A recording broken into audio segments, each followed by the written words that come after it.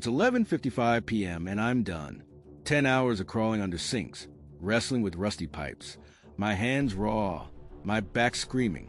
I'm halfway out the parking lot, the van's engine humming, my mind already on a cold beer and my lumpy couch. Freedom so close I can taste it. Then my phone buzzes. My stomach twists. It's the after-hours maintenance line. Another call. Another night stolen. I answer. And this guy, call him Chad, sounds like he's auditioning for a pity party. His toilet's clogged at 555, Main Street, apartment 1. Tried everything, he whines. It's my only bathroom. I'm 30 minutes away, halfway home, my eyes burning from exhaustion. Can you use a neighbor's? I ask, my voice tight. I don't know anyone, he says, all sheepish. I'm kinda antisocial. My knuckles go white on the steering wheel. Antisocial? Or just too lazy to try. His voice has this entitled edge, like I'm his personal servant. I sigh, heavy, the kind that fogs a windshield. Fine, I'll be there. If you've ever been yanked out of your piece by someone who didn't give a damn about your time, you're gonna love this. Hit that like button if you've ever dreamed of serving up justice to someone who deserved it. Subscribe, ring the bell, and buckle up. This Reddit revenge story is gonna have you laughing, cringing, and cheering by the end. Trust me, you won't believe how I turned this midnight call into a lesson Chad will never forget. I whip the van around, highway lights streaking past like they're mocking me. Why tonight? Why me? I've been at this maintenance gig for years, and it's always the same. Tenants treat me like a 24/7 fix-it robot. Last week, some lady called at 2 a.m. because her faucet dripped. A drip. Before that, a guy swore his window was haunted because it wouldn't shut. Now this Chad guy, with his sad little voice, dragging me back across town. My blood's boiling. I'm not just tired. I'm done. Done with the disrespect, the entitlement, the way they act like my life doesn't matter. My boots feel heavier with every step I take toward the van's door, my pulse thudding in my ears. This better be worth it. I pull up to 555, Main Street past midnight. The building's a crumbling gray box, the kind of place where dreams go to sulk. Gravel crunches under my boots as I grab my toolbox, a plunger and a drained snake. The night air's cold, biting my face, each breath a sharp puff in the dark. I'm picturing Chad, some smug dude who probably flushed a sock or a pizza box. I knock, and he opens the door. Early 30s, kinda handsome, but his nervous smirk screams he's hiding something. Faded graphic tee, sweatpants, hair like he's been fighting a losing battle with that toilet. It's through there, he mumbles, pointing down a dim hallway. His voice has that same whiny edge, but now there's a hint of arrogance, like he's annoyed I didn't teleport here. My jaw clenches. You called me, buddy? The apartment smells like stale pizza and bad decisions. The hallway's linoleum is sticky, squeaking under my boots. The bathroom's a shoebox, tiles grimy, the fluorescent light buzzing like a dying wasp. There's a toilet, water kissing the brim, a plunger jammed in the bowl like it gave up hours ago. But the water's clean, thank God. No biohazard tonight. Then I see the plunger. It's a dollar store tragedy.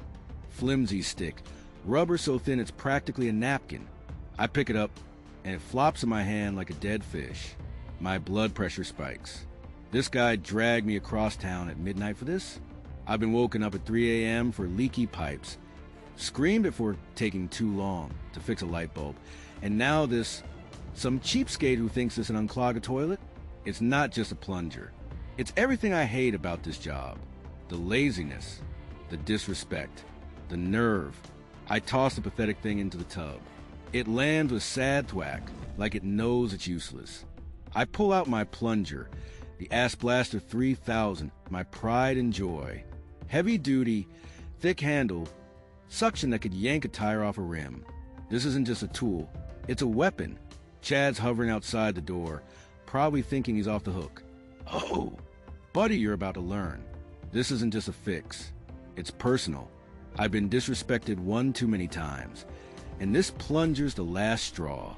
My heart's pounding, not from the job, but from the thrill. I'm not just unclogging a toilet. I'm teaching a lesson. A smirk creeps across my face. Let's do this. I jam the ass broker's 3,000 into the bowl. The water sloshes. The suction kicks in, and the room fills with a glorious glug glug glug. 1 plunge, 2 plunges, 3. Done. The toilet flushes smooth, water spiraling down like it's saluting me. I shake the plunger clean, slow, deliberate, feeling Chad's eyes on me. He peeks in, his face a mix of relief and shame. That's all it took, he says, his voice cracking. 3 plunges? I turn, locking eyes. His smirk's gone, replaced by a flush creeping up his neck. He's not just embarrassed, he's exposed. And I'm not done yet. I hold up the Ass Blaster 3000, letting it gleam under the flickering light. Yep, that's all it took, I say, my voice low, sharp, slicing through his ego. But your plunger? Garbage. You can't fix anything with something you probably dug out of a dumpster. I pause, watching his face twitch, his hands fidgeting in his pockets. He wants to argue, but he's got nothing. Then I go for it. I flash a grin, the kind that says, "Watch this." I toss the Ass Blaster to the floor. Whoop. It sticks like it owns the place. "Look at this bad boy," I say, all mock serious. "This ain't moving. You need something with power." I yank it hard. Flirp. Again. Flirp. Chad's face drains, going from rich brown to a sickly cream. His eyes dart, his mouth opens, but nothing comes out. I yank one more time. Flirp. And hold the plunger like a trophy. This is for every late-night call I never got thanked for. "Thank you," he stammers. Barely a whisper, his hands stuffed deeper in his pockets. "Don't mention it," I say, leaning in just enough to make him squirm. "At all. Just call back if you've got another problem." My tone's polite, but it's laced with venom. He knows he's been schooled. I sling the Ass Blaster over my shoulder like a gunslinger and walk out, his door clicking shut behind me. I chuckle, the sound bouncing off the empty stairwell. The night air hits me, cool and sharp, washing away the last of my anger. For the first time all night, I feel light, like I've shed every thankless call I've ever answered. Chad's back there, staring at his toilet, that cheap plunger mocking him from the tub. Every time he flushes, he'll hear my voice, see my smirk, feel that flirp in his soul. I bet Chad went out the next day and bought a real plunger, maybe even a top-of-the-line model, just to avoid that humiliation again. Me? I'm still out there, answering calls, fixing messes. But that night was different. 3 plunges and a smirk made a bad day feel like a win. Karma's funny like that. Sometimes it's not a grand gesture, just a guy with a plunger showing you what's what. Ever had a moment where you turn an injustice into a win? Drop it in the comments. I'm dying to hear. If this story made you laugh, cringe, or cheer, smash that like button and tell us in the comments. What's the pettiest revenge you've ever pulled off or seen?